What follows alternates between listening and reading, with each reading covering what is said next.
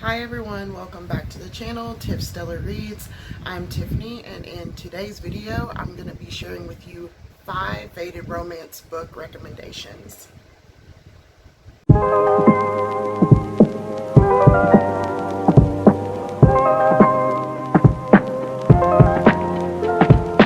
Hey everyone, it is so nice to see you again. I know it has been a while, and I'm so excited to be back here with you all. As you can see, I have a new backdrop. I have some lights behind me, which I think sets kind of like the alien type of spacey mood that I'm going for. And I also have a ring light now, so I hope that the videos look a lot better to you all. And I'm really excited to see you all today. Just getting that out of the way. Let's just hop right into the video. So in today's video, I'm going to be talking about 5 fated mate romance recommendations.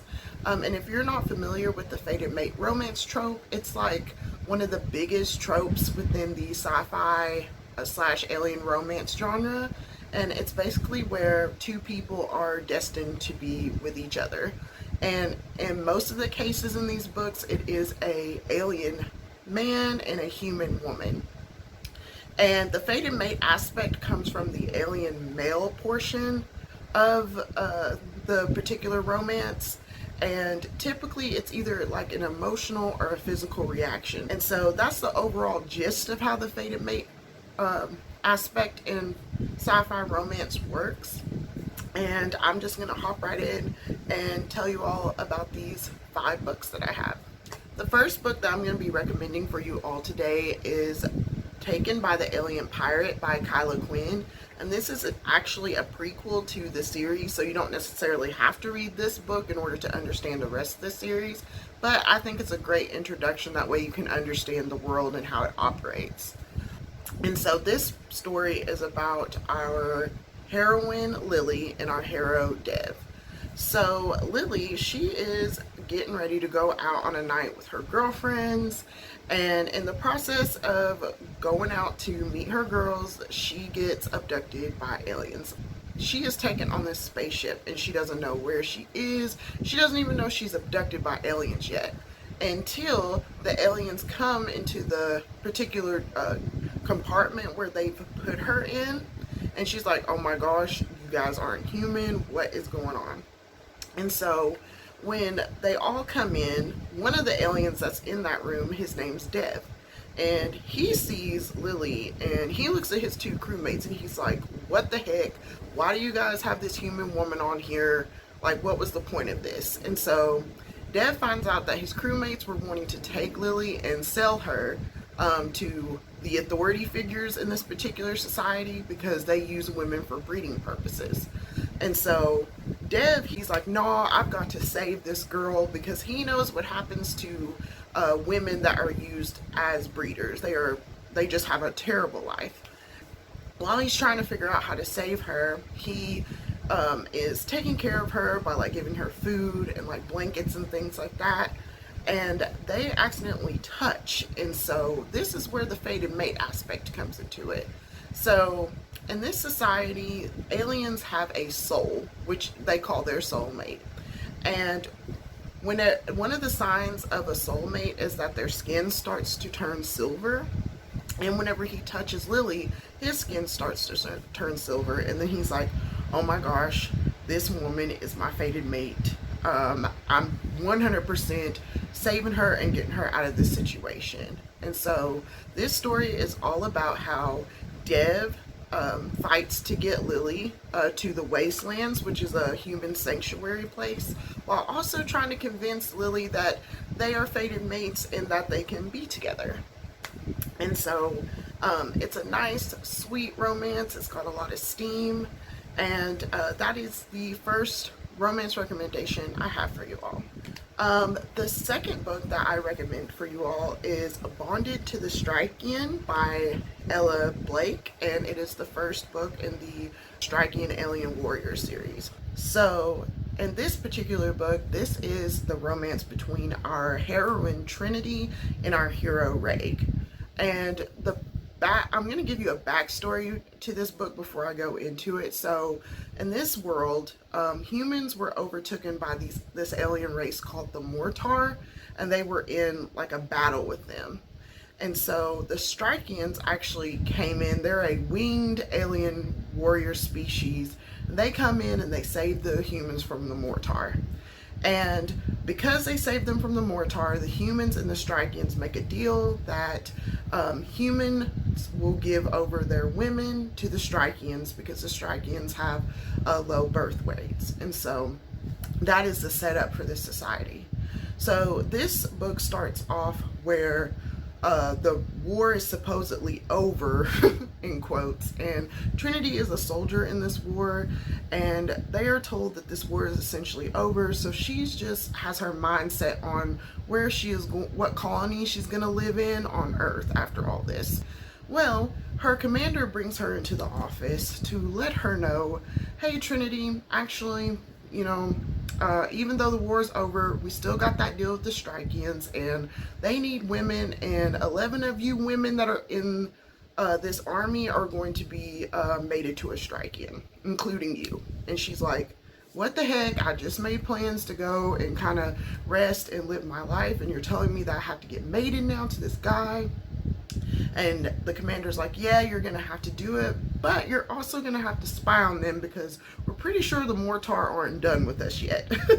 And so Trinity's like, wow, I'm gonna have to do this. I was retired, but now I guess I'm going back into the field. And so Trinity and 11 of her, army mates are going to be sent to colonies in order to mate with a Stryxian. And so the Stryxians come on a spaceship and they come and pick up the 11 women. And on that particular spaceship is Commander Raig. And he's looking at the women as they're passing by, and he sees Trinity, and he just locks eyes with her, and he's like, there's something about this girl. And he starts having his mating bond instincts act up. And so this is where the fated mate aspect comes into the novel. He starts burning in his eyes. He starts wrapping his big old wings around her randomly. And he's like, why am I doing this? She's a human. This can't be possible. And so he figures out instantly, like, this girl's my mate. She ain't going nowhere. She's gonna be staying up in my cabin, and we gonna solidify this.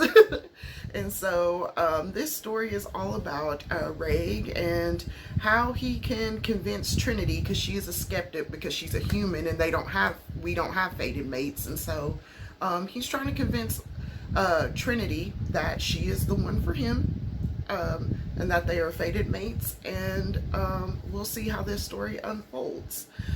This is a really great story. It's got a lot of action. There's a subplot about an alien prince that they presume dead, but they don't think he's dead really, and so that plays a part into all of this, and there's a lot of backstabbing and just intrigue, and I just love it. The third book that I recommend for you all to check out is Rejected by the Kagethi Warlord, which is the first book in the Kagethi Warlord Bride series. And this series is amazing. I love this series.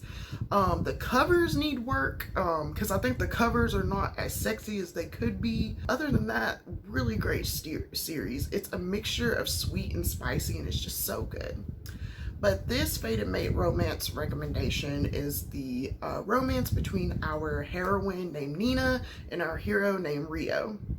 And so the backstory to this particular book is that humans and the Madifel, but these two species, they are in an agreement.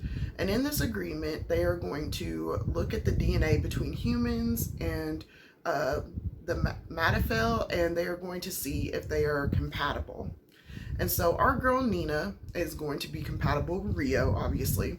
And the book starts off with her going through the teleportation device, and she's supposed to be teleported to the castle because Rio is a prince, but she accidentally gets teleported to the jungle. And she's out there all alone, and she's like, what's happening? Why am I in this jungle? And while she's out there, these animals start running after her and attacking her, and she's like trying to run away and like get get away from him. And then all of a sudden, our hero Rio just snaps out of there with his lion self and just takes him down. And she's like, oh my gosh, I'm so grateful to you. Thank you for helping me. And Rio's kind of being grumpy. He's like, who cares? Let's just go. And she's like, okay, you're just being a little standoffish. Rio's giving her signs that he doesn't really like her that much. And they're in the jungle, so it's gonna take them a second to walk back to the castle. And so while they're on this journey back to the castle, she's just trying to like ask Rio questions because she wants to know more about the prince, because, you know, that's gonna be her mate. And, you know, she's just explaining to him, you know, about, you know, her worries and concerns. And so the whole time he's acting like, you know, he's not the prince. He's just there to kind of help us, I guess, escort her to the castle. And so when he gets to the castle, she finds out that Rio is actually the prince that she has been arranged to marry, mainly from Rio's mom. And Rio's like, you know what, like, I reject you, I do not want you. And so he embarrasses Nina, he makes her sad, and she's kind of like, you know, what am I supposed to do now? And all the while, Rio is having conflicting feelings about rejecting her, because he's not really doing it because he doesn't want her. There's an underlying reason why he's wanting to reject her like this. And so this particular book goes into how Rio and Nina are navigating this rejection and the underlying reason why Rio has rejected her. This is book 1 in the Salt Planet Giant series. I love this book. It is so good. The backstory to this book is that humans live in this society with multiple different alien races. The main one being the Nightborn, which they're like kind of like vampiric aliens, and then you've got the Scar. And they're like these huge giant men, like they are actual literal giants. And so this book is about the relationship between our heroine Maja and our hero Paytrack. I hope I'm pronouncing that name right. And so Maja, she lives, she's a very poor human, and humans aren't really seen very well in this society because, you know, they've overbred so much that they pretty much eliminated the Scar population because they're so big and they need room to roam around, and they kind of took up their space, and the women kind of died off. And then the Nightborn kind of see them either as like, you know, food or like for a breeding purpose. So she's kind of treated like crap in this society, and she is running out of money because she has saved a bird that she is taking care of, and she's using all her money to feed this animal. She's needing to make up money because, you know, her landlord's like, yo, you got to bring up this money or you're getting out. And she's like, okay, well, I got to find work fast. And so she gets on a gig site, and she sees this gig that is put up by our hero, Paytrack. And so she gets to Paytrack's house, and Paytrack immediately like smells her at the door, and he's like, oh my gosh, that's the scent of a female. Like, why is she at the door? And he finds out that she's wanting to do this job, and he's like, no, I don't want you to do this job because you're a girl. I just don't want to get you involved. But because she's so determined, and she's also the right size that he needs in order to complete this mission, he goes ahead and does it. And so he dresses Maja up like a, they call it a jum-jum. I guess it's like a horse type of animal, I'm not sure. But he dresses her up like this because he is wanting to get into this zoo to help this one bird that's pretty much being malnourished and mistreated, so that he can free it and help that bird species not to be extinct. And he cares about that deeply because the Scar females went extinct because they got overrun. And so he sends Maja out to do that, and Maja sneaks in, dresses up like the animal, and she's trying to save the bird, and she sees that it's malnourished, And she's supposed to put this tracking device on it because Patrick's goal is to get it to go back to the nest. But she sees that it's malnourished and she actually sets it free. And so an alarm goes off and Patrick's like, look, I gotta get you out of here. And so to save Maja, okay, this is gonna show you the side difference. Maja's whole body is big enough to wrap around his you-know-what. That is how big Patrick is. And so, he hides Maja up in his pants, and she's just hanging on to his stuff. And, you know, all the while they're doing this, because that bird got stolen, they found out Patrick did it. And so this story is all about how Maja and Patrick are going to escape the authority that's coming to find them for taking this bird, and also how Patrick and Maja are going to solidify their relationship. Because when Patrick had Maja on his thingy, he released his oils, and that's a sign of a mating bond starting to, show itself. And that's where the fated mate aspect of this comes in. You know, when scars find a female, they release their oils on them. They want to coo them, protect them, make sure that they're taken care of. And so, because she's wearing his oils, it ignites the mating instinct, and they get to have sexy times, and they're escaping, and it's just a wonderful book. Okay, and the last book that I would like to share with you, book number 5 today, is Claimed by the Kaiju, which is by Lizzy Bequin. And this is the romance between our heroine Naomi and our hero Megadon. And if I could describe this book, it is like a romance cross between Godzilla and Attack of the 50-Foot Woman. So in this book, it starts off with if you hear rain in the background, it is raining really hard here, so I'm so sorry. But this book starts off with our heroine, Naomi. She has a history with studying meteors and things like that. And she used to be kind of like an apprentice to her professor.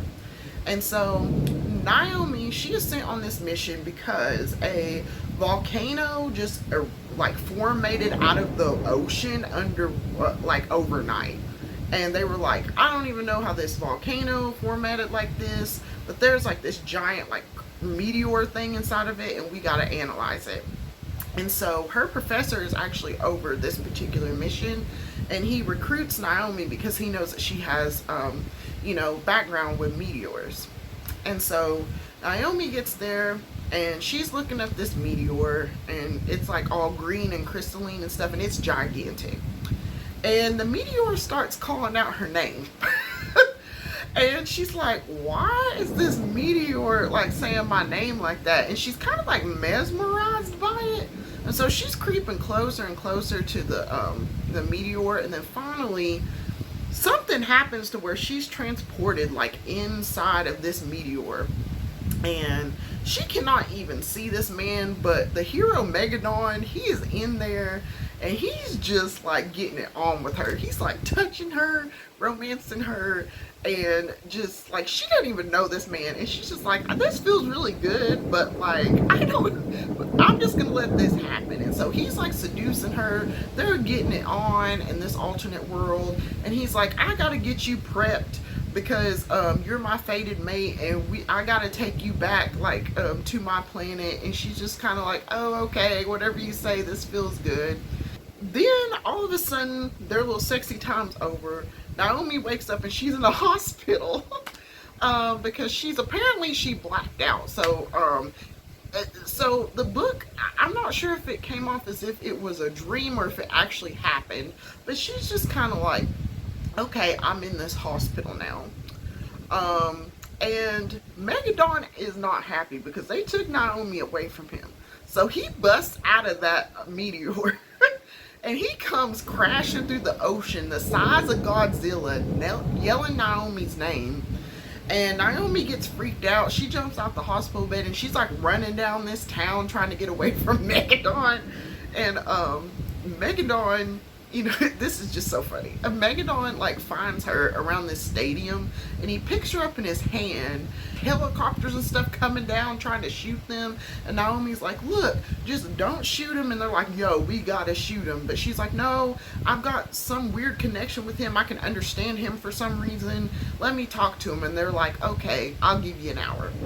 And so Naomi starts not really talking to him, but Megadon is just doing some stuff to her. Like, she is literally the size, so small she could fit in his hand.